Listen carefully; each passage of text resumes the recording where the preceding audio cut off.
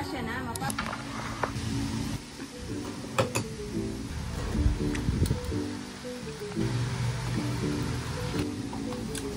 Pwede ko yung dadalhin. Not today.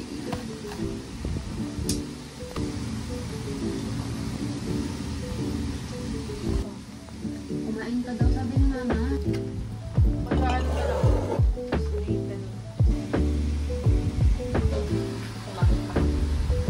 Hindi na lang ako magja-jacket.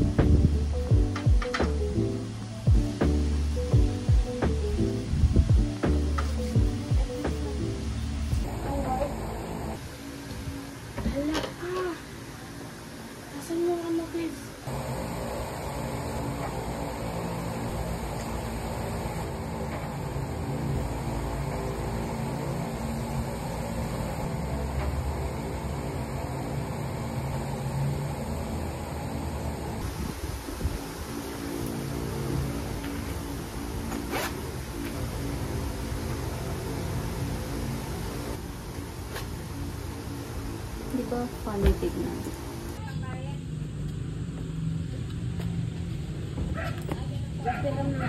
Sabi daw kahapon, kapag nasa ano tayo,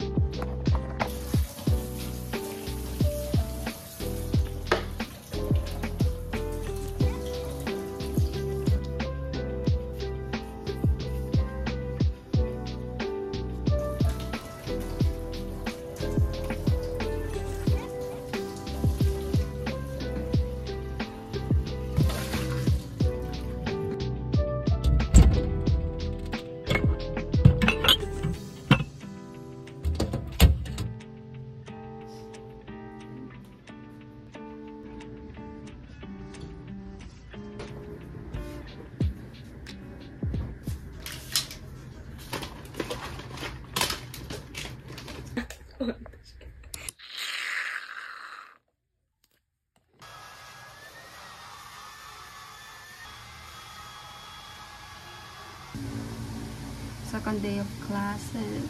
Buti na lang nakatulog ako. Inaantok pa nga ako eh. Lagi na lang inaantok pag may pasok.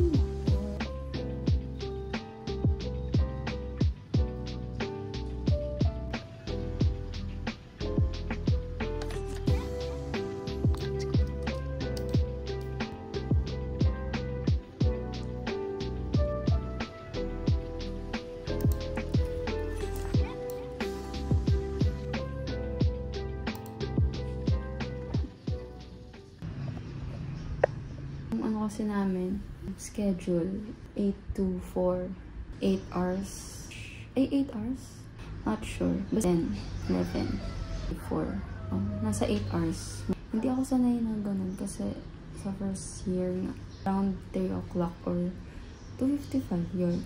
Ang dismissal na namin. Tapos, isa pang ano din, is yung ano, sa commuting. Though hindi naman supposedly ako magko-commute, dapat sasabay ako. Pero syempre, at times, kailangan ko ding mag-commute pa uwi. Ito'y puksaan sa jeep. Ang dami nilang nag-aantay sa jeep. Sobrang init. Ang sakit sa ulo kanina. Tapos, sa biyahe, naantok na ako, ganyan. Like, whole day talaga. Tapos, anong oras pa ako matutulog? Di pa ako inaantok niyan. Meron pa akong ginagawa. Kaya hindi rin ako sure if sasali ako sa org. Parang di ko na rin kaya. Mame-mental block lang ako. Wala akong maaambag na maayos sa kanila. Alam niyo. Pagkagupit, pwede ba? Di ba lang, narinig ko lang sa dati kong teacher. Parang people tend to yung dating papers. Kasi nga, lang siya. Parang repetitive yung action. And, siya, may ASMR factor yung pagkagupit. Nakaka-relax in a way. Kasi kahit yung kapatid ko ganyan, pinadaldal niya ako. Magkita mo ang kalat-kalat na sa langis ako, punong-puno ng ginupit niyang mga papel.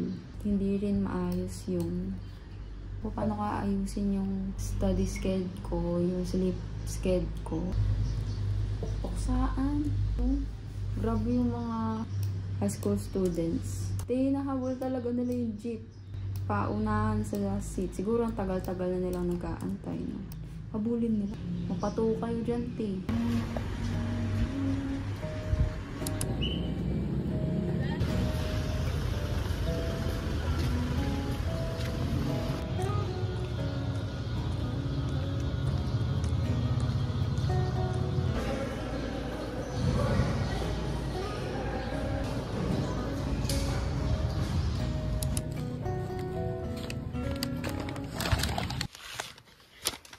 Wow, super kalat.